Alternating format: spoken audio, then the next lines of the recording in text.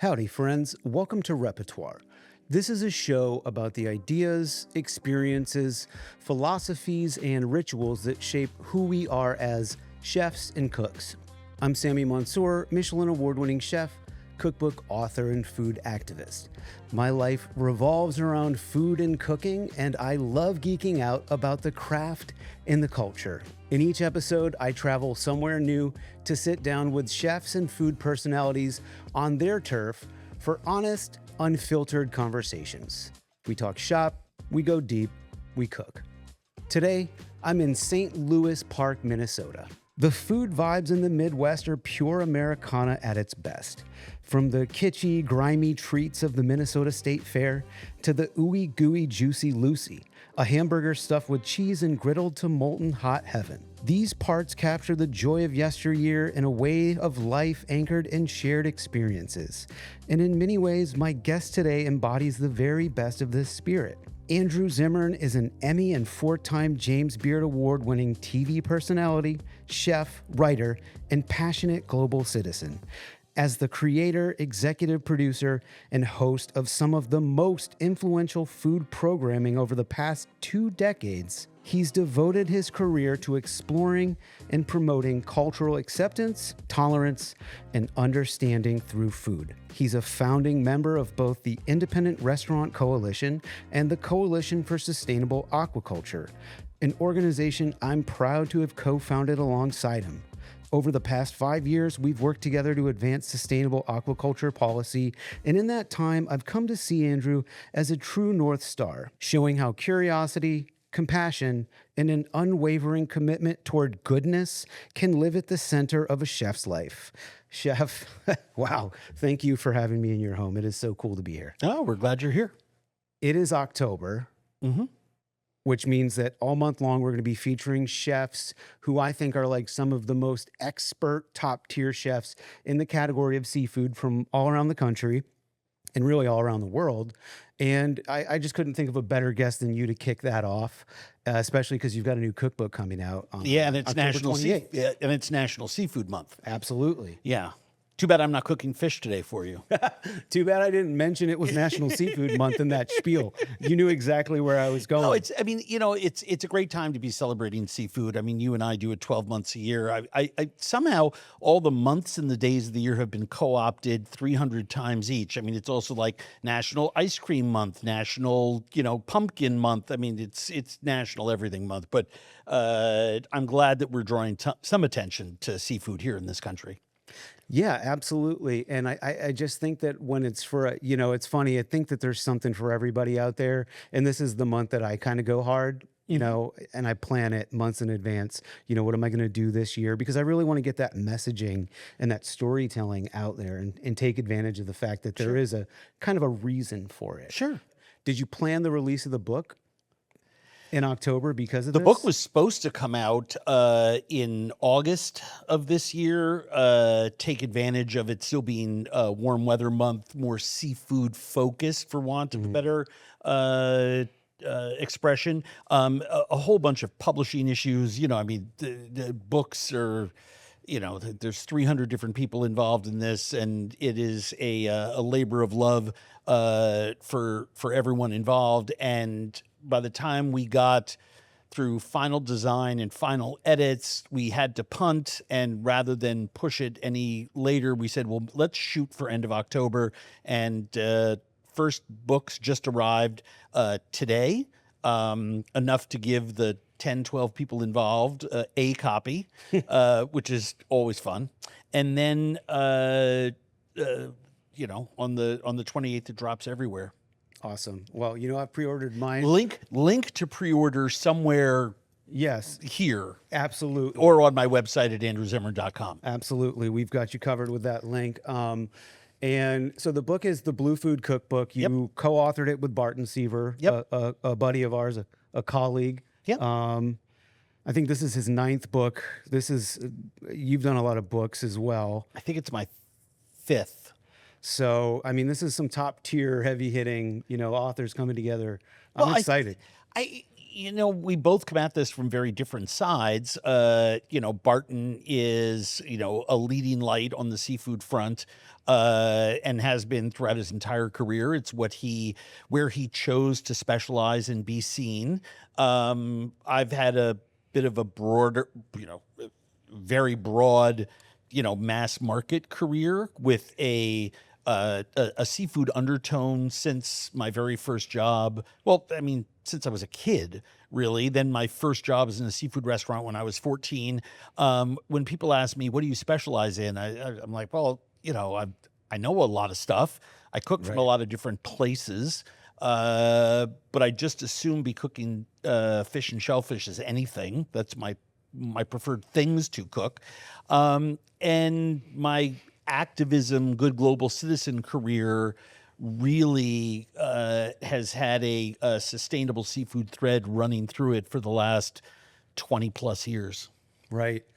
Touching up on that, I kind of feel the same way. I do a lot of work in the seafood space.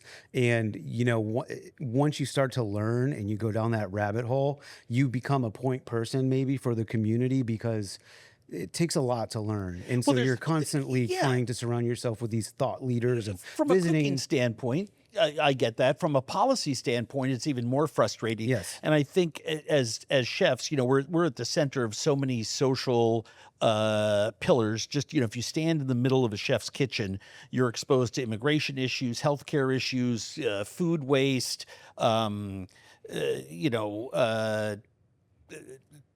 climate crisis, on and on and on.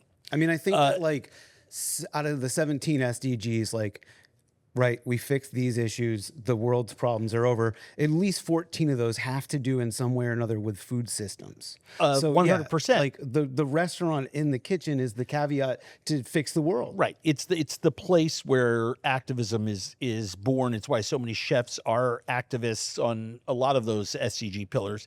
But I think what's really fascinating about chefs is that we all get frustrated, I think at different times in our careers, with other people understanding what we understand, which is where our food comes from and what are the threats to it.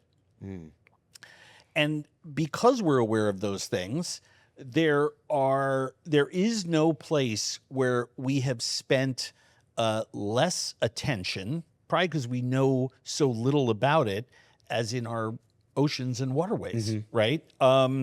We literally don't know everything that exists under the sea, right? Yeah. We don't. We haven't been to half the places. It's in many cases, a dark, murky mystery, right? I think that will change over the next 20 years. I'm sure more undersea discoveries will take place in the next 20 years. Everything from mapping to truly understanding what every square inch looks like. Every square inch of, our land masses has been explored. Right. And even mapped still and cataloged. Even with that, I don't know if you saw any of these archaeological finds that there's evidence that proves that humans planted the Amazon forest, and that there's through mapping, there's intricate road systems that have been covered up by these trees. That are it's there's so much we don't know. Well, yes, but you just hit the nail on the head. We're able to discover those things because of scientific advances, right? We're able to take that literal 5 mile above planet Earth view and compare it to boots on the ground with a magnifying glass and see where those two overlay. We haven't been able to do that yet with our oceans, right? So there's so much we don't know. And my point being, as folks who really specialize in storytelling, I'm talking about chefs, and who are cause related and want people to understand where our food comes from, I think that's why you see a lot of people gravitating towards stories and fixing our stories about our oceans and waterways and how we go about fixing them. For me, it also grows out of a frustration. I remember because I've grown up around the water my whole life until I moved to Minnesota 30 years ago, and I still spend a lot of time on the water around the world, and so I understand a lot about it. And I I remember even in my restaurants, or today out with friends, if we're eating, people who are hung up on the concept of wild versus farmed, right? And I understand why when it comes to fish and shellfish, because there is not a lot of definitive place to go get answers. One of the reasons why Barton and I wanted to write this book was let's put as much as we know about the answers down on paper, right? But at the same time, I would always get frustrated, like, why does no one look up at their server in a restaurant or go up to a butcher counter in a supermarket and ask them where the wild chickens are? Yeah. Well, we celebrate our farmers. Where are the unless wild they're cows? fish farmers. Right. That's exactly right. Why is it that, 75% of, American seafood is exported, and of the 25% that's left here of that American seafood, almost 80% of that is consumed in restaurants, right? Why aren't we selling domestically caught fish domestically, right? There's so many questions and so many issues at hand. Why do we subsidize land-based agriculture, but not offshore aquaculture Right. or land-based aquaculture? Why is that farming somehow different than other farming, even if they both take place on land? So I think it's a place that we are inexorably drawn to. You know what? One of the things that I would love to see out of our work together at the CSA, so the Coalition for Sustainable Aquaculture, if you're listening and you're not familiar, I referenced it in the intro. There was a bill recently introduced by Senators Schatz and Wicker, introduced to the U.S. Senate. It's called the MARA Act. Yep. Marine Aquaculture Research for America. Andrew and I have been working on this with a whole team of people, scientists, policy writers, comms experts, the EDF, yep. Environmental Defense Fund, for 5 years. And here it is, so to speak. And it's, we're still at least 10 years away from like substantially producing aquaculture in open net offshore pens.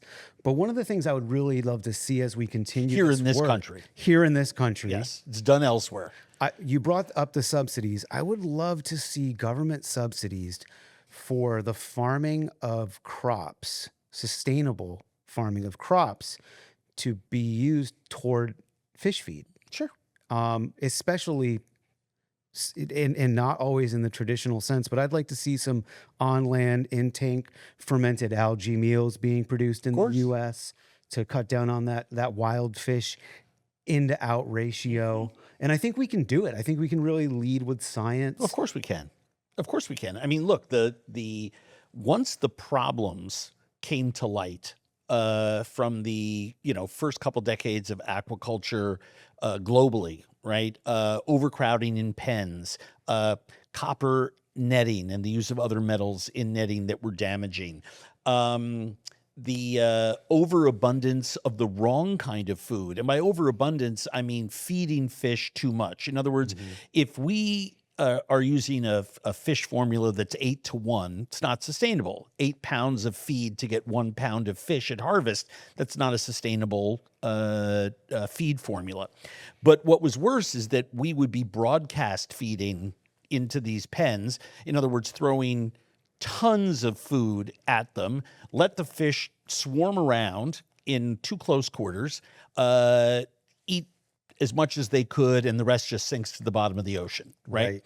So just to name a couple of things, right? And now there's cameras that stop that. Well, I mean, all of those things have essentially been eradicated. Are there some bad actors that are trying to farm fish illegally or in an unsustainable and irresponsible way? Of course there are, just like there are some bad land-based farmers, right? Yeah, there's bad actors on everywhere. I mean, look at the Smithfield situation. Everywhere. Yeah. But knowing where their bread was buttered, big and small companies that were into aquaculture alike reduced the number of fish per cubic meter. They changed the netting. They changed the food system. And in fact, there are many companies around the world that have essentially have us at a 1-to-1 feed ratio, which is great. That is sustainable. That blows. And when we keep talking about the idea of like, well, let's look at the wild and let's look at land animal, terrestrial protein, the production of that, like even 8-to-1, which is, we could do so much better, right? Like you're saying now the standard was 10-to-1. Then we started paying attention. Now it's 1-to-1. We both have been to farms where it's 1-to-3, like Kavare. That's right. But we can't forget about what it is in the wild, because like the metrics on the species could be anywhere from like 10 to 30. That's right. Pounds of wild caught fish that they're just eating to grow throughout their lifespan. So again, like it's almost like sometimes it's like it's nonsense to compare wild versus farmed. There are bad actors in the wild fisheries space. Yes. And so, and in fact, there are, not to cast huge wide nets, no pun intended, but there are countries that do not have the types of restrictions and qualifications on wild fishing or aquaculture that we would like to see. So there are bad actors that are nations, right? Slowly but surely, this is all changing for the better. Right. And, you pegged it at 10 years. I hope you're right. I'm cautiously optimistic as well. I do think that nothing changes until laws change. And so that's why the MARA Act is so important, because it establishes a federal office of aquaculture, as it were, to explore the viability of offshore aquaculture in the United States. I think that's a huge step forward. We know it's going to work. We know it's being done right in a lot of other countries, right? I mean, I could start ticking them off and bore people to death. But in countries all around the world, from South America to Scandinavia to Europe and elsewhere, there is offshore aquaculture that is producing beautiful, healthy, responsibly raised fish. Right. And it's also a major economic booster. And It's a jobs program. It's an economic development program. I mean, just look at the benefits that this could have for a continent like Africa. According to the UN, by 2050, a lot of the land in Africa is not going to be arable anymore. A lot through climate crisis, a lot because they're taking too many nutrients out of the soil and not putting enough back in. When that goes away, Africans are going to have to find their protein from a lot of other places that currently grow field peas and beans and other plants that have a lot of protein in them. A lot of it will replace, chickens, goats, cows that had feed to graze on. Africa is the world's largest island. I know it's man-made. Suez Canal created it as an island, but bear with me with my metaphor. It's the world's largest island. I think it's still, my latest facts and figures are from last year's World Bank study, and I can't believe it's improved much past that. But Africa is responsible for 4% of global fish exports. Okay? Now, the reason that Africa has, despite being an island, surrounded by water, some of the most plentiful and abundant waters on planet Earth are all around the lower third of the entire continent. I've been there. I've been on, oyster farms down there. I've gone fishing down there. It's an incredible, incredible resource. One of the reasons that it is a difficult area for commerce to explore is that the vast majority of African fishing are in what are called artisanal fishing communities. A couple of family members or coworkers head out into a boat, cast some nets, pull some fish in, bring it in, sell it at a local market. A lot of times there's not electricity at that market, which means no ice, no refrigeration. They can't store fish and transport it.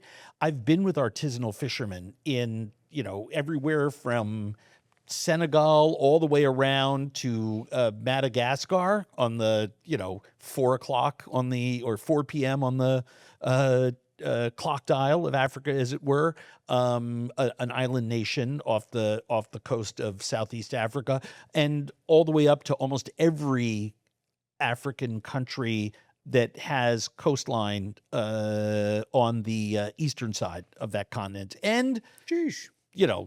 Tunisia, Morocco, Egypt in the north. There are so many of these artisanal fishing communities that can only feed the people who live on the coastline. A lot of times the fish has to be dried. Sometimes it has to be burnt to be dried because there's, as I mentioned before, no electricity. They can't put machines down there that would do a more efficient job of drying fish for long-term use. But they do have a lot of hot, dry sun. So consequently, what a lot of places, I've been there in Senegal, is they literally take very oily whole fish, burn it, and then stick it out to dry, and they use the burning as a way to jumpstart the process. The fish is then soaked, rehydrated, and used in rices and porridges and things like that. It's very, very common, especially in Western Africa. If we can get some investment, if we can get and right now the UN World Food Program is spearheading this effort. If we can get corporate partners like Apple and Google and Microsoft donating time and equipment to help us quantify what the value is of those fish, if electricity were down there on the ports, then that's something that the World Bank will invest in. And I heard last year from the head of the World Bank at a session that I attended, a closed-door session at the UN's Climate Week, UNGA, in New York, last September, that they had just written the very first check to an artisanal fishing community. And it was a huge moment for everyone in the room who understood what the implications were. Because as we turn off the green economy in Africa, we can literally turn on the blue economy in Africa. I think it's a very, very important thing. So that's offshore and onshore aquaculture, as well as supporting a lot of the wild fisheries, because those artisanal fishermen go out in the water. They'll go out a mile, 2 miles tops, right? Oftentimes in canoes, small boats with the small engines on them, oftentimes no engines at all. And they are getting small fish, right? They are not out there hauling in big fish or pelagic fish. They're taking small fish, reef fish, silverfish, fish that can grow to acceptable size for eating rather quickly. And these are the most sustainable types of species that we have globally, right? 100%. So if we started growing seaweeds there and raising shellfish in those really cold waters in the south, I know there are Dutch and other European companies that are, have oyster towers off the coast of Namibia. But if we can get more of that, we'll be able to feed the hungriest continent on our planet. The impact that has globally on where else we spend our money would be massive, which is another reason why I think the solution is aquaculture. The solution is well-managed fisheries, and the impact that it has on global economies around the world would be so beneficial, much in the same way that feeding kids in America would save us money because we're hemorrhaging dollars in healthcare and education that would be saved if we actually fed our children, let alone fed them healthier food. Man, so well said. I love how you just really took us down that rabbit hole to make that point, because I think it's very complicated, and it takes somebody like yourself who's been around the world and who's been in these towns, in these villages, and you've seen it and you've tasted it and you've smelled it, and it's like it's the simplest notion, but people don't want to believe it. This idea that aquaculture, which is the fastest growing food system in the world by a long shot right now. And there's still so much more advancement, so much more science that we know how to do it really well. We could as a nation be the reason why the world knows how to do it much better. That's right. Through, our government putting some grant money into the research and making sure that universities are taking part in this on the water pilot programming? I think it's a smart. I think it has to be a smart investment, which is why this MARA Act is so important, because it would establish federal offices to do the research on this, to compile the data and get the United States more actively involved. There's also people that think that, and I believe this too, that there is a bit of a matter of national security on our hands here when you think about how much seafood that we depend upon to eat in the U.S. right now that is imported, from countries that don't have strong regulatory framework around how they fish or how they farm, and that's what we're dependent upon right now. Because we just don't have that industry. Well, I'll go you a step further. One of the reasons why it's so important for us to invest in foreign aquaculture as well as domestic aquaculture is that these are jobs programs overseas. When people have food and they have jobs, that's the stuff that stability is made of. When people are hungry, that's when blood runs in the streets, and that's the stuff that revolutions are made of. And I'm not trying to be too cutesy there. It's literally the case. So the more stability that we can bring into foreign markets, the better. Yes, chef.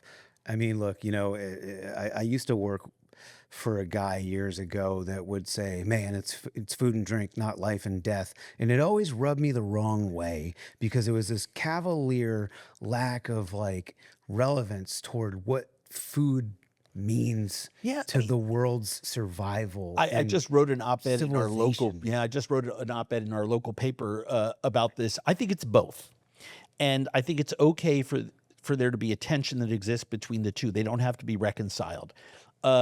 Food is fun. Food is storytelling. Food is joyous. Food is happiness. Food is something to be celebrated. You and I both do that in our daily lives. What about the 23% of people around the world who don't have a food life? I'm talking about the hungry, right? What about depending on who you believe, the 22 to 24% of Americans that don't have a food life? What about the additional 16, 18% that don't have a choice in their food life? It's not, what do we want tonight for dinner, kids? This is the only thing we can, it's canned soup and boxed mac and cheese, right? Yeah. Because that's the only thing that we can afford. So there is a huge segment of our population that doesn't get to participate in that happy, joyous piece of food that we do. That's one of the reasons why I believe in fighting so hard to right these wrongs. It's why I believe in being an educator and an agitator. It's one of the reasons why I just do what I do. I am able to participate in the happy and joyous part of food because, if that's my front door, out both side doors and the back door, I'm doing a lot to raise awareness, educate, and agitate, right? I am as helpful as I possibly can be. And I think that if we try to reconcile the joy that food brings as well as the sadness around food issues for many in our hungry planet and in our hungry country, we're just going to mindfuck ourselves. It's irreconcilable. If you're able to enjoy food, then I think you should be doing something out the side door to be helping. And Yes. I think it's of vital, vital, vital importance. On that note, let me check my chicken. Heard. And I just want to say, Check my chicken. oh, thank God we can say fuck on this episode. Man, all right, we haven't even gotten through the first act here. And there's so many things I want to talk to you about. I did want to bring up, you got a Substack called Spilled Milk, and I want to bring it up because it's fucking awesome. Thanks. And you just did a recipe with like a marshmallow treat recipe. With Well, that wasn't on my Cheez-Its and- Substack. Oh, it wasn't? I just threw that up on my Instagram.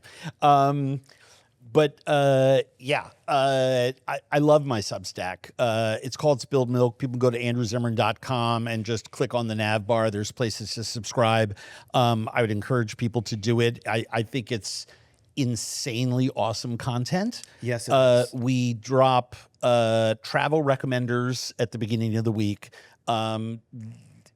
Hotels to stay in, 30 restaurants to eat in, activities, cool things that I do and places I eat when I'm in cities across the United States and around the world.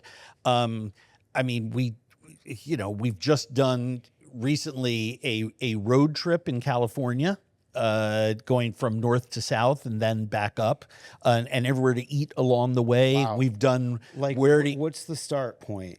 The finish point. I think we started in San Diego. Okay. Or we may have started in San Francisco and looped north through wine country and the coast, and then come all the way down. Wow. Through to the border.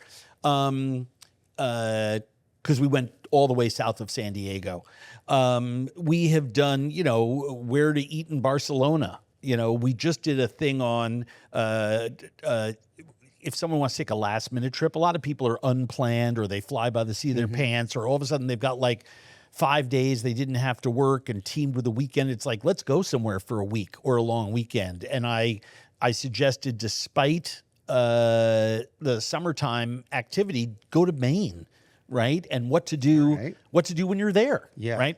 So it's really in-depth material and very personal to me. And you get tons of everything, links and pictures and all the rest of that. It's a gold mine. Thank you. And my folks are about to hop a flight to Europe for, I think, 3 weeks. And this is something that they've done now, like 3 years in a row. Yeah. They never really traveled that much. And they finally got to that point. Right on. And they traveled to Spain for my wedding. Yep. And and so I've got them.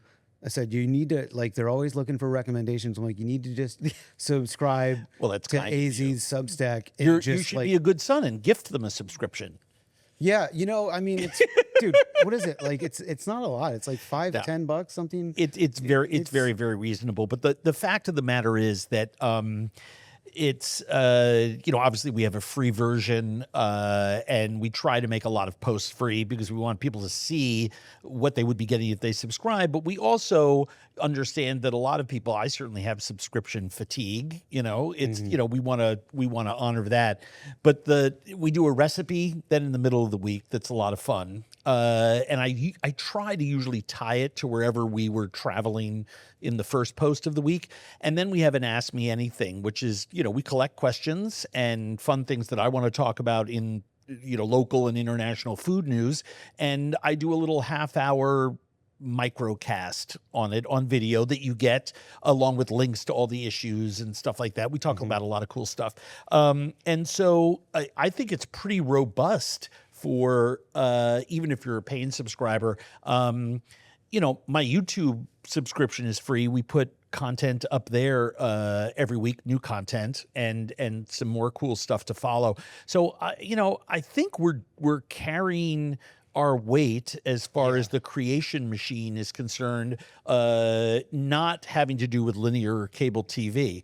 I happen to think the future of media is going to be more stuff. It's called the creator economy and all this, lots of fancy words around it, but that world is growing and linear and cable is shrinking. So yeah, I showed up here with a backpack and 2 fucking Pelican cases to shoot a show, man. That's right. That's exactly right. You can backpack You're doing a it. show. Well, look, though, you were doing that 20 years ago in your own regard, and it was a major production, but when you guys started Bizarre Foods, I did a lot of minor productions before that. Just the world was different when it came to media. So I was doing a lot of local TV. I was doing a lot of national TV.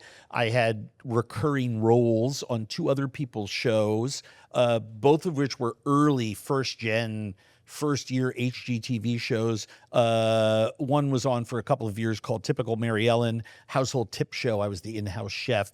The other one became syndicated called Rebecca's Garden. Rebecca's Garden was a gardening show. And, I was the house chef and went on every third episode to take whatever was coming out of Rebecca's Garden, literally, and cooking with it and showing people, here's how you grill eggplant. Here's how you make ratatouille, right? And, that one thing led to another, to another, to another. But, way back then, there was no social media. There were websites. It was very wonky to try to load video onto websites. Yeah. If you had something that was popular, it would crash all the time. But we were making personalized content, even back then.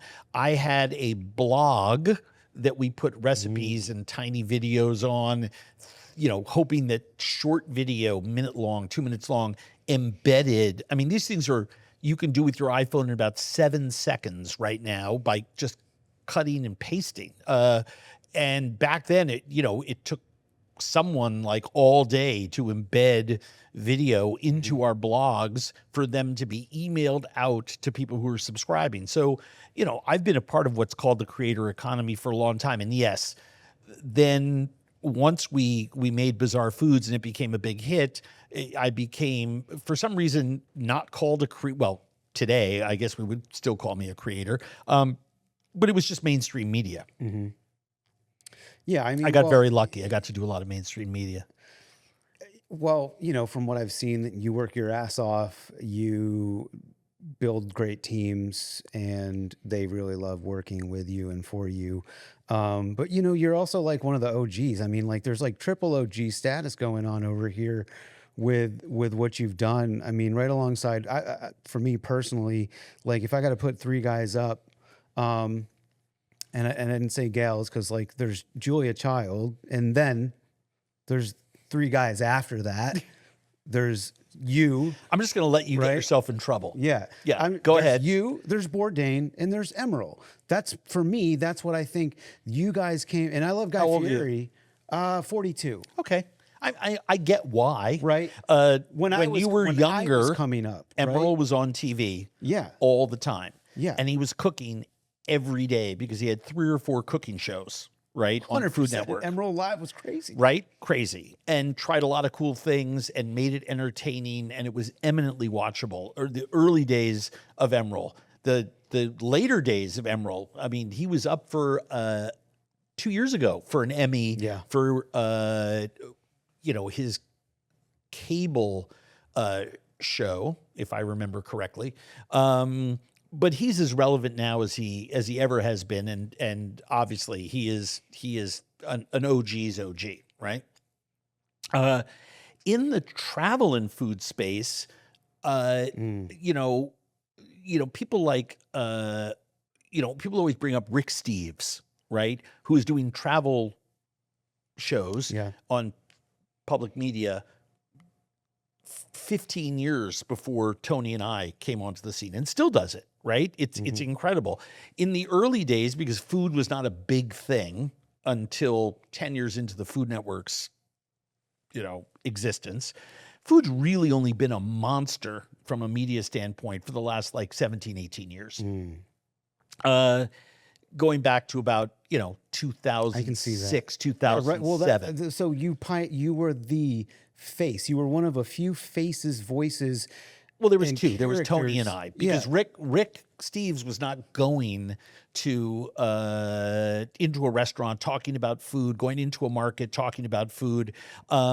He was telling other stories, right? But Tony, myself, our producers, writers, everyone, we all looked at the Rick Steves model, right? Because he was in pubs in Ireland talking to customers, right? He was on hikes, through the Cotswolds, talking to people he bumped into. And he was doing a lot of narration and walk and talk, literally. But there was, and a lot of voiceover, but there was a tremendous amount of respect that needs to be paid for how he inspired us. What everybody forgets is the very first person to ever do food-based travel television was Martin Yan. So on public television, Martin Yan had Yan Can Cook. And again, this is going back into the 80s. And in the late 80s and early 90s, because his show was a huge hit, they said, what about doing Martin Yan's Thailand, Martin Yan's Vietnam, Martin Yan's France? And he would go and travel and eat.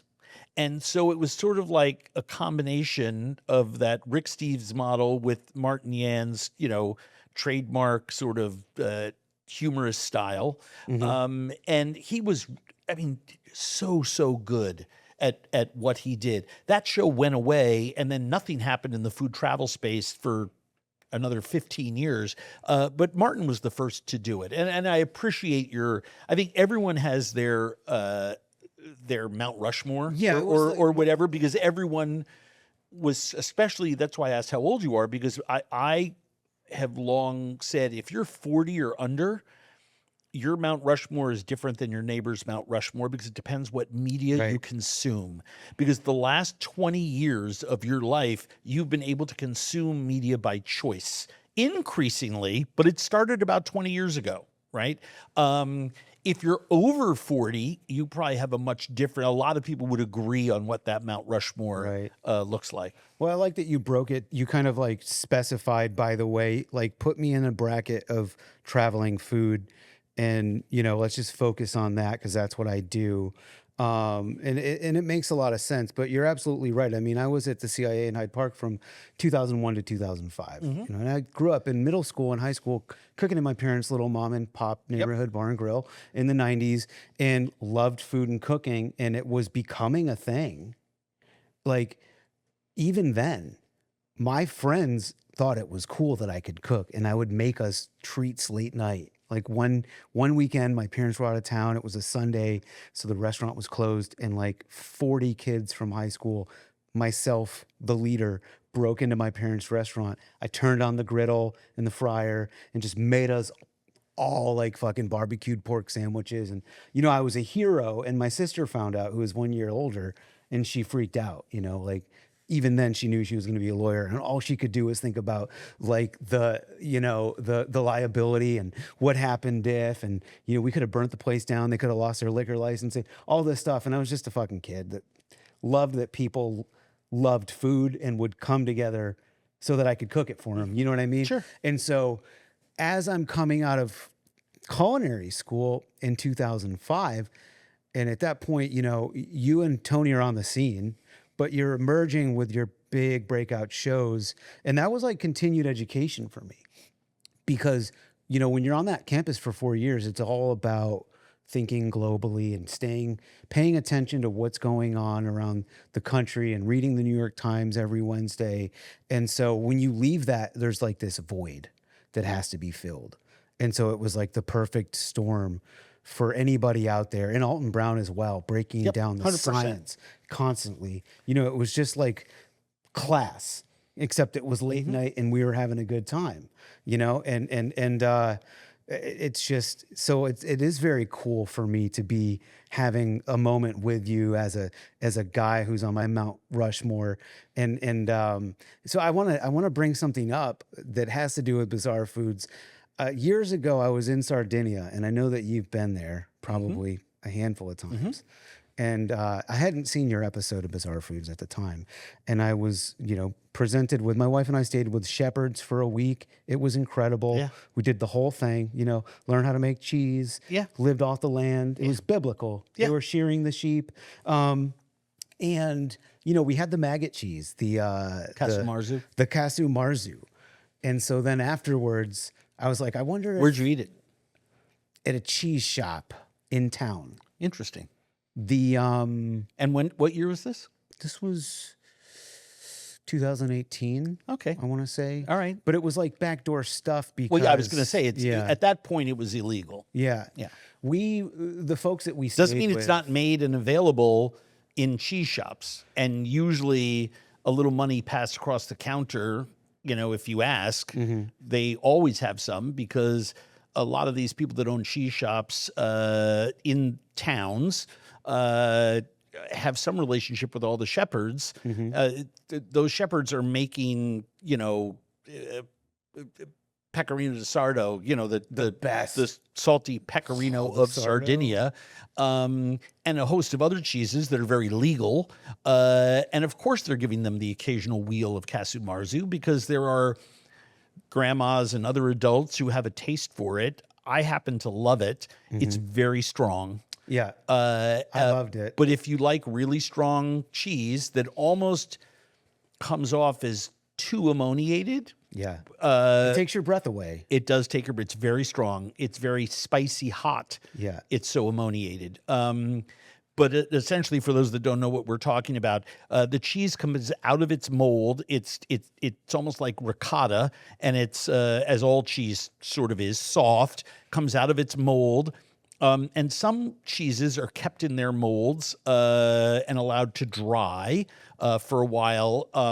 Some are boiled cheeses, some are washed rind cheeses, but aged cheeses all sort of follow the same methodology. This wheel, small or large, it stays in a mold until it can support its own weight so it doesn't fall apart. Once it can come out of its mold, it then can become a lot of different cheeses depending on how it's treated and seasoned, all the rest of that, and where it's aged. With Casu Marzu, what they do is that the molds are like plastic. They look like colanders. Yeah. Yeah. So The basket inside of the lettuce. yes, that's spinner. right. That's right. So what they do with some of this cheese is that some people keep it in the basket, some wait for it to be able to support its own weight.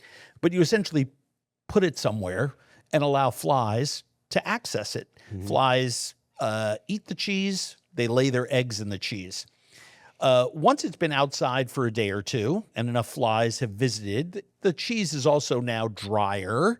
It comes out of its mold and it's placed somewhere, usually up in the rafters, where it is allowed to age and smoke, because in a lot of these shepherds' houses, they sleep in a room with a fireplace literally in the floor In the middle of the house. and a hole in the ceiling.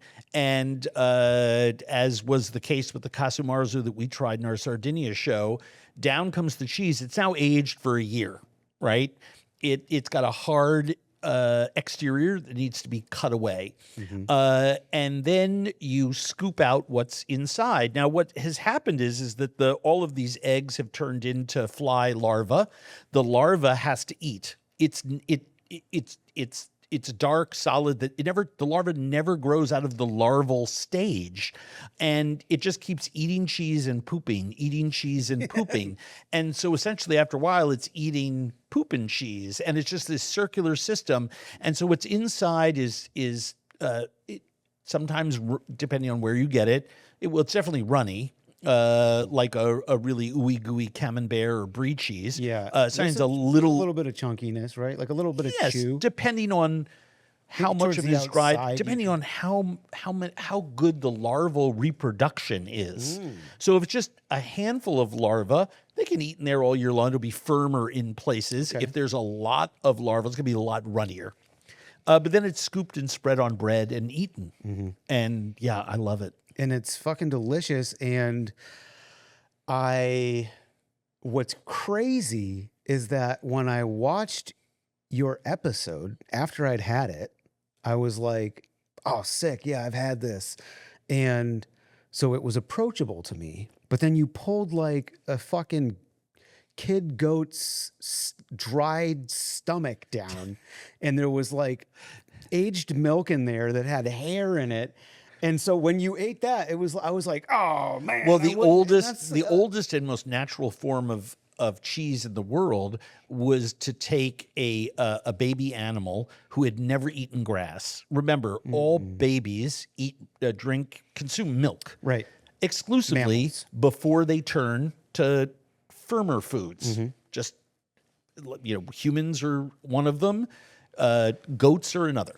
So you take that goat, and if right when it's ready to transition to grass, 4, 5, 6 weeks, whenever that point is, The goats are dispatched, the meat is grilled, the intestines are used for sausages or just cooked on their own. I mean, the chuchalines that are made from baby goats are some of the best in the whole world. And that within itself is very, from what I've experienced, it's very like ceremonial. Oh yeah, it's an incredible thing. It is a young animal to slaughter, but there's a lot of respect and celebration. Well, look, I mean, you can buy baby lamb, true baby lamb, in a Paris butcher shop that comes from the same place that, Cabernet comes from, and they take the grape must and smear it on the skin to show you that it comes from that winemaking region, right? Wow. And this is lamb that's only 6, 8, 9, 10 weeks old, right? So very, very young.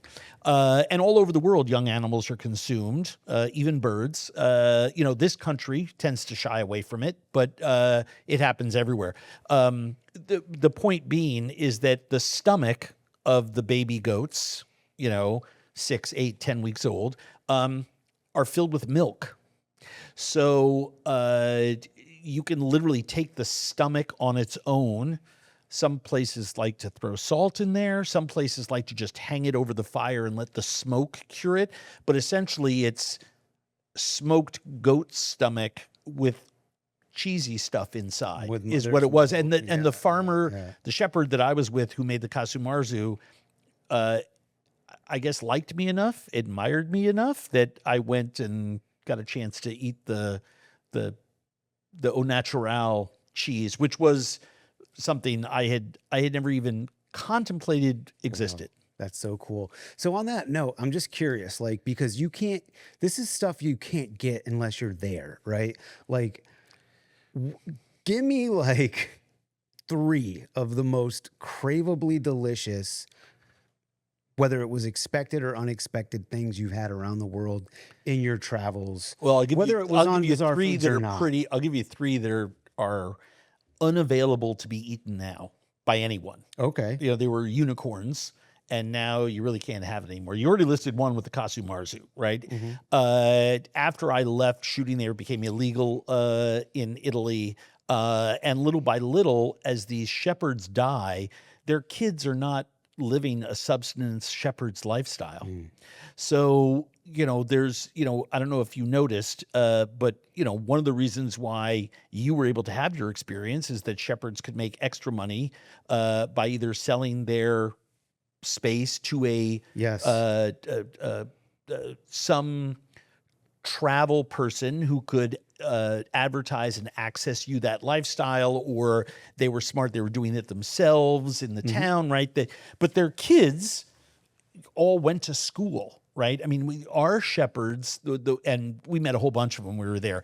All of them were over 65 years old, and none of them had ever gone to school. They just started working when they were 7, 8, 9, 10 years old, right? And for some of them, even reading and writing was something that their kids did for them. So those kids went to school, though, and when we were there, they're 40, 50. The grandchildren are 18, 20. Like, everyone's getting married and having kids early, right, in the mountains of Sardinia, right? Catholic country, and on and on. And so you find that the children and the grandchildren of these shepherds, and this is going back 15, 18 years, are choosing other paths, right? I mean, this is one of the situations we have in this country with farmers, right? People are just aging out of those more traditional lifestyles. Shit, man, it's happened with people that want to work in restaurants right now. Of course. I mean, this is a big thing that I'm passionate about, not to steer us off, but just why we need our immigrant workforce. There's people that want to do the jobs of the restaurant industry. Yeah, or the farming industry. Yeah, or the farming industry. That's right. That people that grew up here, they don't have an interest in. Correct. Well, in What's Eating America, my MSNBC series, it was fascinating because I was actually out on those farms and in meat plants in Tennessee, and strawberry and lettuce farms in California, and tomato farms in the Carolinas, and on and everywhere with crab packing plants in the Maryland shore. And the one thing that all of those business owners had in common was they all looked at me and said, "We've never had someone who wasn't an H-2B, a visa recipient ever show up for work here. And in the one case of one farmer who said, oh yeah, I had someone show up once, they were pretty desperate, but 2 hours in, they quit. Yeah. Right? I mean, it's just the jobs that quote unquote Americans don't want. Not quote unquote. Right. Yeah, it's pretty awful. But anyway, 3 foods that are so outrageous. One was a giant sea scallop, probably the most delicious food I've ever eaten in my life. About as big, if you put your arms out and touched your fingers in front of you to make a giant ring, that's how big the ball would be that fits inside the shell. Jeez. So you have an idea of how massive the shell is. And it is a scallop. There were only 2 places in the world that they existed. One was off the coast of Samoa. Tribal chiefs in cooperation with the established Samoan government after the New Zealanders walked backwards out of that country, colonially speaking. And the New Zealanders kind of did it the right way. They divided the power the right way. They allowed the chiefs to have access to the water systems where they lived traditionally. There were some researchers from, I think, an Australian university who were living alongside the Matai, the chieftain, and his people in this one village that we were in Samoa. And studying the giant scallops, because it was one of only 2 places in the world there was a giant scallop bed. There were maybe 100 of these animals in existence. Now they are protected by concrete thick shell. I mean, they're literally indestructible underneath the surface of the water. And they do replicate, but survival is very hard because when they're very, very young, as the water temperatures have increased, if they're not on the lee side of a reef, oyster drillers and other types of animals can come in from deeper, colder waters and eat these baby giant scallops. So it was an endangered species.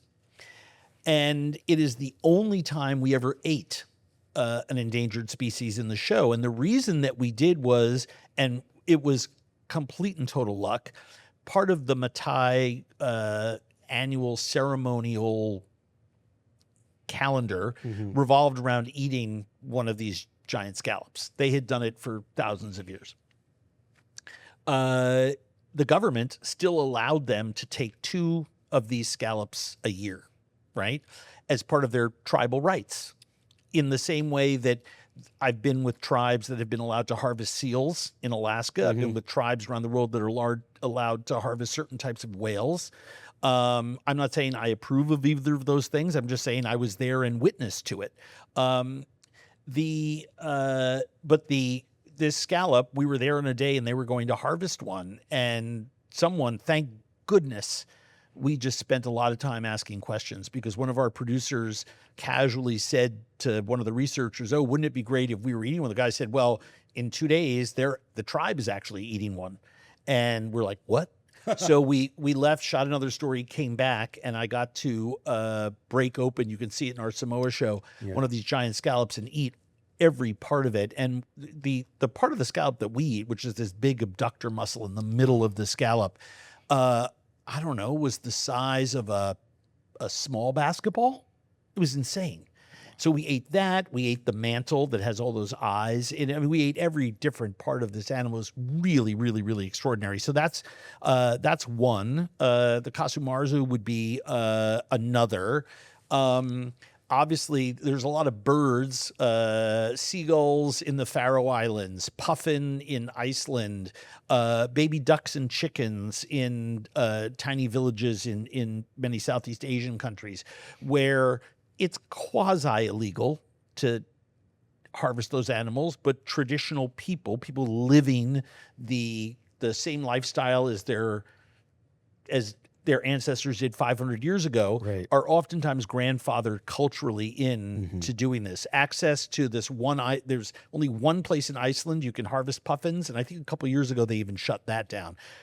I got there years later. Gordon Ramsay got to that same island with the same family because only one family has access to it, and so I got to eat, a lot of those little birds.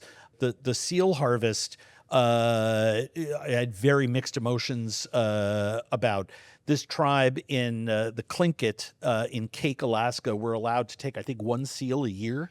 And so we went out with their tribal conservancy officer who shot one seal.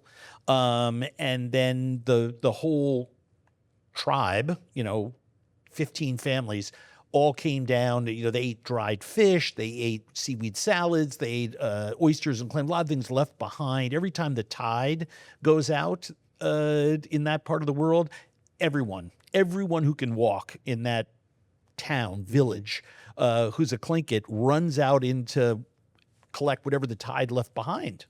It's quite extraordinary. And so we ate all that stuff, and then Was that seal, were there any kind of species population issues, like, not necessarily endangered, maybe? They don't. Okay. With that particular species, they don't. It's just illegal to do so because they don't want its fur. It is so valuable that allowing it to be hunted in the United States is 100% illegal, and it would make the animal extinct. Well, yeah, because the fur is so valuable. Yeah. So, in other words, the animal is already in the pot. This tribe had, a permission from the government to take one a year for their tribal ceremonies, and so they would make things out of the fur, drums, other musical instruments, decorative items that would be used in ceremonies, and they ate everything on that seal. Blood, everything on that seal was eaten, and they make ceremonial tools with the bones. What was fascinating to me was the meat was cooked in its own blood the way you would a potted hare, but they took the fur off the fat, and the fat layer is 1.5 inches thick on those animals. And then they made chicharron out of the fat. They just put them cold into a pot, this cubed fat, and just kept cooking it until the fat rendered. They use the rendered fat to cook in. They allow some of it to spoil because they like the fermented seal fat. Okay. And then you eat the pieces out of it. I've seen the same thing done with bear fat, and it is an incredible experience. I bet. I everyone's entitled to their opinion. I think I'm very understanding of the concept and the I guess allowance of native people, cultural people, indigenous people to be, with some sort of government hand in terms of making sure it's regulated, but allowing for people to continue their traditions. Because at large, those weren't the traditions that created issues for these animals in terms of their population. That's right. Right. These people, by nature, their culture wasn't trying to strip the planet of its natural resources. I believe that traditional First Peoples, indigenous tribal peoples around the world, wherever possible, should be allowed to continue to live that lifestyle. Now, in many cases, those tribal peoples have gone extinct because so many young people leave the tribe to go work in the city, right? Yeah. I was with the Himba in Namibia, living with them, and there were no children in the village. And by the way, the village is a bunch of grass huts inside a corral made of twigs to keep the lions out, okay, and other animals. So you're talking about people who are living indistinguishably from the way their ancestors lived thousands of years ago. And they said, oh, the kids are at school. And I said, what do you mean? And they said, well, the kids walk 20 miles once a week to school. They do school for 3 days. They sleep at the school, and then they come home. So they spend all day walking, then 3 days of school, then all day walking back here, spend 2 days off doing nothing, and then walk back to school. So we were there for like 10 days. So, of course, while we were there, at one point, the kids all return. And they're all wearing SpongeBob SquarePants T-shirts. They have backpacks. The grandmothers and especially the grandparents and the elders in the tribe, were fascinated at our gear.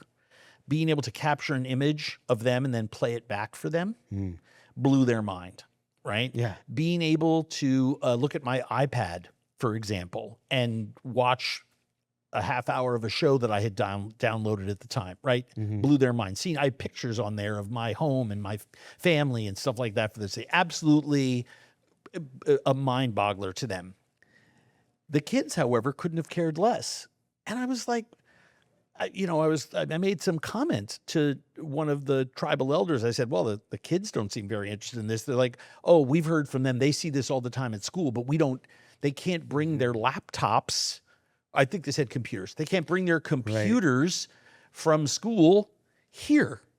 And I asked them, I said, well, so what's the future of the Himba hold? And this is the tribal chieftain says to me in the Himba episode, in the Namibia episode, when we're with the Himba, he said that the Himba in essence are already dead. He said, because all of our children go to schools. They're all westernized. They're not going to come back here. We're pastoral people. He was about 50 years old, and he took cows and goats and moved them as the rains moved around a large swath of the country, right? And then sheltered them in their corrals during the dry season, fed them silage, and hoped that these animals survived till the next year, right? And they ate the meat and they sold the animals and then lather, rinse, repeat, right? Yeah. However, their kids are not going to live a subsistence pastoral lifestyle. It is the ebb and flow of civilization. I suffered at a time from what I call white man's disease, where I was like, stop, we need to save the Himba, right? This is awful. Modernity is invading and the Himba are going to be gone forever. And what I learned by living in the Himba and actually talking to them was that the Himba elders were the ones who had given permission for the kids to go to school, and they believed that this was a new iteration of the Himba. He said, our children and our grandchildren and their grandchildren will always be Himba. They're just not going to be pastoral subsistence living Himba. Yeah, and I think what's cool about this. So my point is, you have to ask the people. It's not our choice. We shouldn't be mistaking this kind of like noble effort to save the Himba. It turns out it isn't noble at all. It's not what the Himba want. The Himba want to be incorporated into society. At least this tribal group of Himba was. I can't speak for all Himba.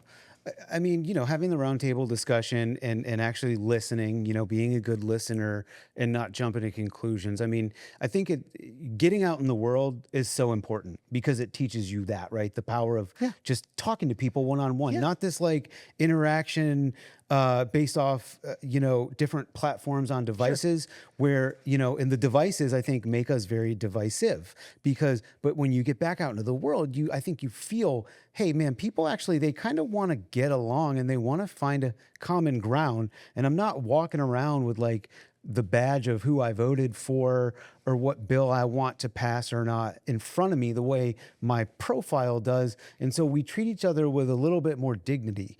And, I think that's a powerful thing for everybody to remember, and something that you've showcased throughout your career and your life is that like getting out in the world, traveling, experiencing culture, asking people questions and listening, man, that's the key to happess. That's beautiful. 100%. That you're living like the richest, wealthiest life ever through experiences, and sharing that with all of us so that we can say, hey, if somebody wants to gravitate on that, like that's my favorite thing to do. My wife and I, in the food industry, to travel and explore and to taste and to have dinner with strangers. And it's fucking cool. But, when it comes down to where we're at in the world, where we have access to exploring all of this culture, and then we see that it's an interesting time where civilizations and societies and cultures that have been around for 10,000 years are starting to change. And we go, wait, is that okay? I think one of the things that's cool about it is like, if they're opting in,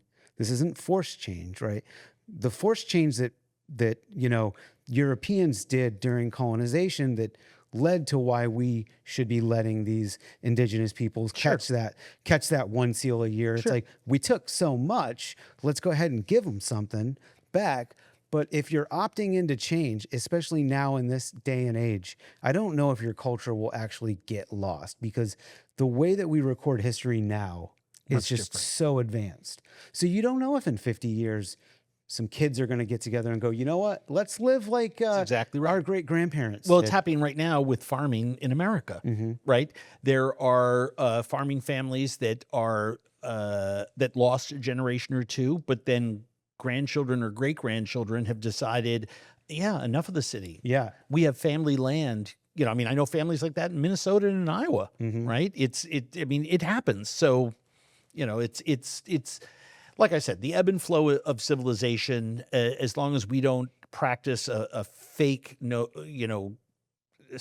some sort of fake sense of noble purpose in deciding things for other people, it's a fascinating thing to be a part of and see.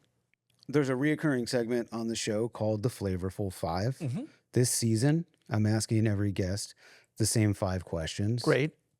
You ready? Yeah. I'm very excited. These are pro tips, by the way, for everybody out here watching and listening. Like, write this down, okay? Because I'm going to... Can't wait to hear these. Yeah. Okay, well, for starters, and this can't be something that you've made or a family member's made, okay? This has got to be something people can go out in the world and get. What's the best sandwich you've ever had? Well, half the stuff that I've eaten at Morty Evi in Rome, in Testaccio Market, is the stuff of legend. I don't know how to judge that as better or worse than when I have the pastrami and brisket at Katz's, or the smoked fish on a bagel at Russ and Daughters, or the bacon shark sandwich at Richard's Bacon Shark in Trinidad at Maracas Beach. So I'll go with those 4. Thank you. Treasures. Like your favorite sandwiches. Those, by the way, are the 4 best sandwiches in the world, and anyone who wants to come at me, go ahead. Hell yeah. I like just throwing that out there. Have you ever had the Italian at Monica's Mercato in the north end of Boston? I have. I really like As a matter of fact. It's delicious. It's and good. It's a good one. they don't really make sandwiches per se at Sella Maria Italiano. But if you buy the bread somewhere and buy the things, and they're not too busy, and you look at them with a look on your face of saying, could you please put that together for me? They'll put it together for you. There are a lot of places in the North End or down in Manhattan's Little Italy, but even more of them are on Arthur Avenue in the Bronx, where you can go and have the same sandwiches at each of those places. There's a mix of provolone and mozzarella and Italian cold cuts and roasted peppers and oil and vinegar, and each place does it their own way, but usually on a wonderful seeded Italian roll that's crusty on the outside but still pliant on the inside. By the way, when it comes to sandwiches, there's, and I'm blanking on the name of it right now, and I was just writing about it the other day because I'm taking a trip to Vietnam with some people, and so I'll be there. Are the incredible banh mi in Vietnam are pretty fucking great. What's like the one spice that to you is the holy grail of spices? Spice, I'll go chilies, hot peppers. Nice. I mean, you can do a lot of different things with them. It's a very broad and inclusive family. It ranges all the way from Hungarian sweet paprika all the way up to... Yeah. So I sort of, I'm sort of like a cheat code, right? I mean, it's like I picked something that had the most things in it. When it comes to ingredients, the one that all my friends and family say, can you possibly just leave fennel bulbs out of dinner tonight? I find it almost impossible to leave fennel, raw or cooked, out of foods that I love. I love fennel, so I won't complain when you have me over for dinner. And maybe you just answered this, like, what is an ingredient that you overuse but just don't fucking care? Well, fennel. There was a period in my life where I was doing dining criticism for Minneapolis St. Paul magazine, writing a bunch of other columns as well. And I was doing dining criticism for like, I don't know, 6-7 years for the magazine. And my editor said to me, you can't order mussels and write about it again in another restaurant. Now, as chefs, we both know they're inexpensive. People love them. There's a million things to do with mussels, right? High end or low end.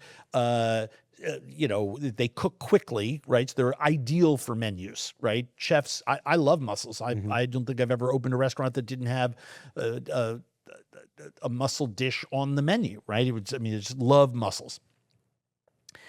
The reason I was ordering them all the time was two reasons. Number one, I loved them. They were my dad's favorite food, my favorite food. It's what we ate together the last meal I Your last shared meal with your dad. before he passed away. Mussels? Was mussels and wild boar ragu over pappardelle With some coffee ice cream. for dessert. That's exactly right. I've been stalking you, sir. Yeah. You did your research. I love that story, by the way. Yeah, so do I. beautiful. The mussels, I guess, are a thing that I could eat every single day because there's so many different things to do with them. I adore them, but professionally and personally, everyone has said between fennel and mussels, those are the ones. You want to know something funny? My wife and I will do a dinner for a friend of ours who's got a nice big house in Beverly Hills. Maybe around the holiday season, she might kind of like commission us to do a Sure. big feast. And she loves my mussels, my aromatics, garlic, shallot, fennel bulb. Yep. And then just butter, white wine, Yeah. natural juices, saffron. Yep. It's They just succulent. Well, it's interesting that you say that because I was going to say, when you were talking, I almost interjected and I said the other thing that's great about mussels is that they have an indefinable flavor that stands up to everything, and it passes what I call the celery test. If you make 5 gallons of stock, chicken broth, right, and you make one pot with 3 or 4 ribs of celery in it, 5 gallons, and the other pot with no celery, you can taste the celery in that dish. Celery stands up to anything. It's why it's one of the preferred vegetables of Sichuan province. Oh, I fuck with celery hard. I mean, because celery stands up to any flavor, right? You cannot over-dominate celery in a stir fry, in a broth, in a soup, in anything. You can taste celery everywhere. Mussels are like that too. They have a very unique sweet salinity with an almost toasted nut quality that I think is without peer. You know, one of the things I've learned from cooking for people is that old ladies love celery. And like, I'm fucking saying this. Do you ever just braise entire heads of celery? Yeah. Okay. Dog, I was People should braising be heads treat- of celery when I People was should 17. treat it like a vegetable. I mean, if you braise it in a really nice cordon bouillon, and you take that same cordon bouillon, you reduce it and mount it with butter. And I'm not trying to be the old guy that cooks Western style. It just makes it really luxurious. It's But you get delicious. that buttery mouthfeel. You're literally it's like a braised celery. Got infused with all of those acidic qualities that are in the cordon bouillon, the wine and everything, and then you serve it with a little buttery sauce, just nappe over. It's so elegant, it's so insane, and little baby heads of celery. It is old school, like that, just like braising heads of iceberg lettuce. Yeah, 100%. Braising heads of romaine. Like if you do it right, it's fucking awesome. Yeah. And I love to put like a shaved celery in something, and when I serve it, maybe a salad, or maybe you know, I used to do this like this pastrami'd like hickory smoked beef heart toast. Yeah. And I would do like a smear of a rojo bean cooked in a court bouillon with lots of caramelized garlic, and then the beef heart. And then we would put this shaved trinity on top. Celery, we'd do scallions, and we would do serrano peppers. And we just drench it in olive oil and lemon juice. And that fucking celery made the whole dish sing. To the point where I realized that was my aha with celery. And so if I put a salad out with like raw celery in it, I'll always look at an old lady and be like, you're going to love the celery. Yeah. And she will later on in that meal be like, oh, the crunch of the celery. It's fucking good. I mean, as a Jewish kid from New York, my grandmothers both would say, yeah, because that's what I put in my chicken salad. It was what I made with my leftover need roast that. chicken. You need that in your chicken salad. 100%. I love that you can buy like bags of, I started doing this. I'll buy like 1 pound bags of celery leaves. They're kind of picked, yeah. but not really, Love 'em. for like $2. And like you can have a guy. Celery leaves are my just- favorite. I put them in a lot of my Chinese dishes. A lot of Chinese dishes call for it. What's the fifth question in your flavor? Ooh, the five? fifth question is you can only eat at one restaurant for the rest of your life, okay? Like time, travel, none of that matters, but anytime you eat out, it can only be at this one restaurant, and you got to pick it now. Jesus. So you're going to have to cook all your other cravings yourself, which you can do. No, I'm fully capable. But a restaurant is about more than the food. It's how you feel when you're in there. Yes.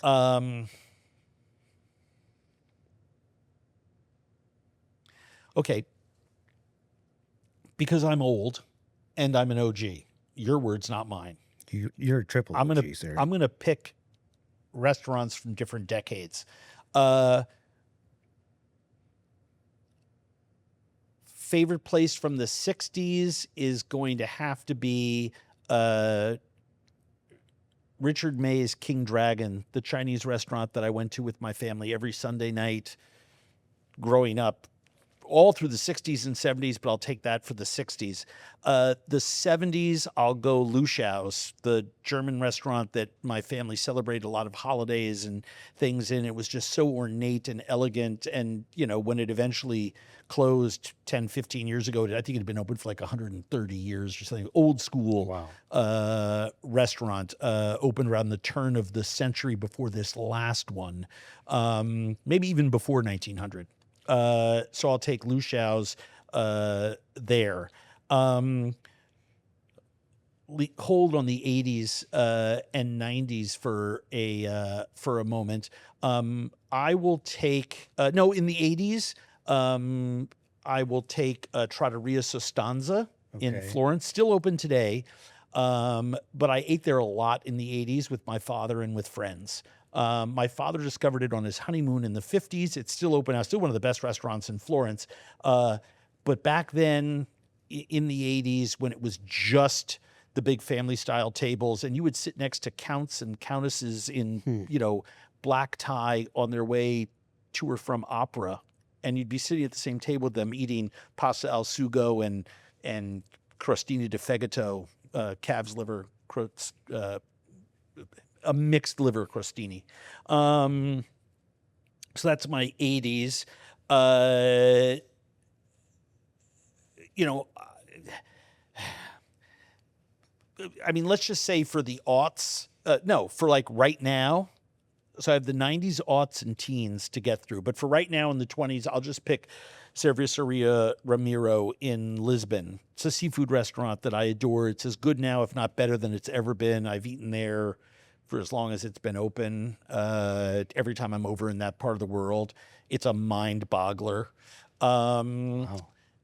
Only seafood. If they don't offer dessert, but if they like you for dessert, you get a sliced steak sandwich on a soft, milky bun. I'm being dead serious. That's awesome. It's like okay, we know you're stuffed on seafood, but here's a thinly sliced piece of steak on a soft, sweet bun. It tastes like a Hawaiian bun, even though it's not. And you know, it's beautiful Portuguese. You know, they love to put a little sweetness in their breads. Yeah, and their beef is stellar. It's insane. So, you know, there's that one. I will, there's a seafood restaurant in Palawan in the Philippines that I'll take for my teens. It's inaccessible by anything other than parking in a parking lot in the middle of nowhere and walking down a half-mile long rickety dock to get this restaurant in the middle of a lagoon, and boats pull in underneath the restaurant, and the employees of the restaurant lower a basket and pull the food to be cooked up through a hole in the middle of the restaurant. The food just changes all the time. So they may come to your table and say, oh, we just got, you know, tuna collars, or we just got clams, or we just got shrimp. Do you want some? Even though an hour earlier when you ordered shrimp, they said, sorry, we don't have any tonight. Another incredible seafood experience. So I'll take that for the teens. So I have the 90s and the aughts. And what would I pick for the 90s and the aughts? I would want to go. I would want to go. Well, God, why am I? I just wrote about it about a year ago on my Substack. I think for the 90s, I'll go with a restaurant called Provence. It was in New York on McDougal Street. Back in its day, it was just the most glorious place in the whole world. Yeah, we learned about it while I was at the CIA. It was one of those, case studies. I'll just say in the aughts, I'll just take, because of what it represented to New York, I'll take the Four Seasons, the old one in the Seagram's building. What a stunning, serious place to. My dad would take me there for lunch when he wanted to yell at me because he knew I couldn't respond. It was too austere a dining room. And apologies to all my friends that own restaurants that I frequented. Who I mean, it's an impossible question. It really Hence is. My hackery. Oh, I love it. These are the juiciest and beefiest answers ever. What's your favorite street food? Favorite street food? This is, I mean, it is coincidental, but it's interesting that it's what I'm going to feed you next. So there is, if you go to Chinese night markets, and this takes place on Taiwan, formerly Formosa, formerly part of the PRC, Hong Kong, I can't, what is Hong Kong right now? It's back again as part of the PRC technically, but it's about as westernized a place as you could ever, hope to visit. And the PRC is westernizing. So, even the People's Republic of China, is, a country that I've visited 18 times. So, in all those night markets, you will find vendors selling pork shoulder, pork butt, offcuts of pork belly, cubed and simmered in a mixture of soy sauce and mirin and Chinese rice wine and, not mirin, Japanese ingredient, rock sugar, rice wine, soy sauce, sesame oil. And they make a version of a generic Chinese dish called 3-cup. Technically, it was always 3-cup chicken because it was, in the old days, a cup of sesame oil, a cup of soy sauce, a cup of rice wine, and then you would sweeten it with sugar.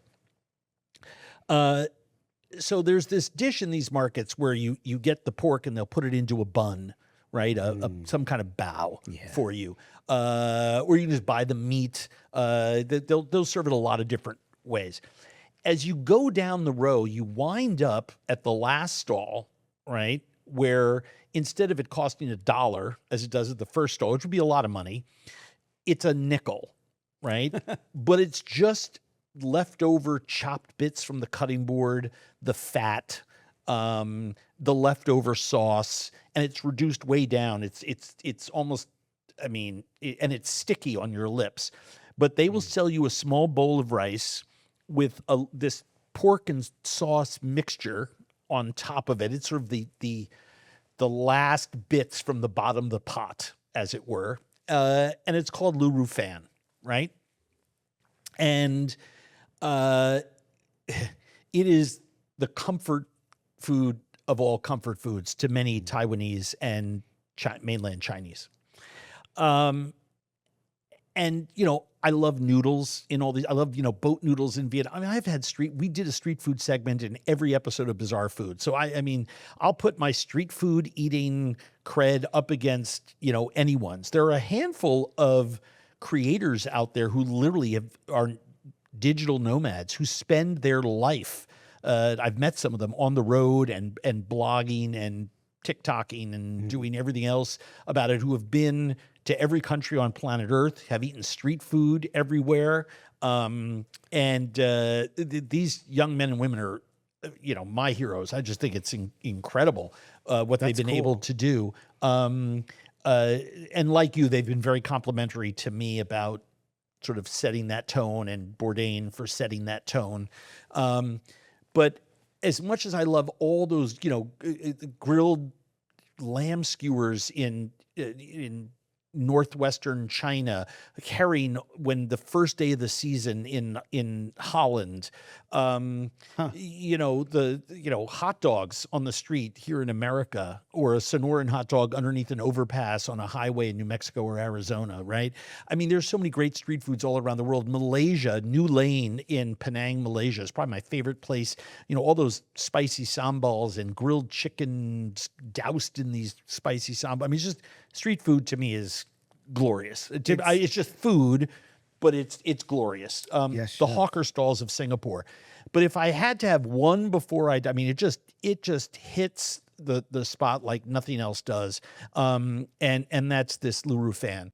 What's a dish that satisfies your soul, but you have to cook it because the joy and the ritual of cooking it is part of what brings you back to center? My version of 3-cup chicken, whose leftovers I turn into a poultry version of lu ru fan, is the thing that I cook. And ever since I learned how to make it 25 years ago, the first time I went to the PRC, I've made this dish all the time. And to me, it is just Chinese comfort food perfection. And I, put it over rice. I eat the leftovers over whatever. If I have lots of leftover sauce that doesn't have any chicken meat to be shredded back into it and put over a bowl of rice the next day, I'll use it I'll stir fry something and just dump that sauce in and let it just heat up around and glaze whatever's in the stir fry. It's just this glorious combination of rice wine, soy sauce, brown sugar or Chinese rock sugar, whichever you have on hand, a little bit of sesame oil.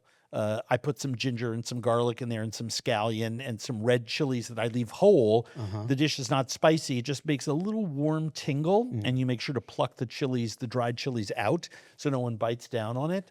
It's Aromatics, heavenly. any spices in there? Yes, I put sweet spices in there, cinnamon sticks and star anise. Yeah, and that smells incredible. Yeah, and you can, it's just pulling out the two flavors I love the most from Chinese 5-spice. Now you can use a little Chinese 5-spice powder. It's just then you start putting in peppers and or black pepper and clove and some other things that it's just not as clean to me. I think that makes sense, and it smells really fucking clean too. And there's a difference I think you're going to like this. Like, there's a big difference between taking something ground fine, seasoning a piece of chicken and searing it off, and what that reaction does to the spice versus those whole spices you put in there where they just, it's more of a perfume. Oh, you will taste it.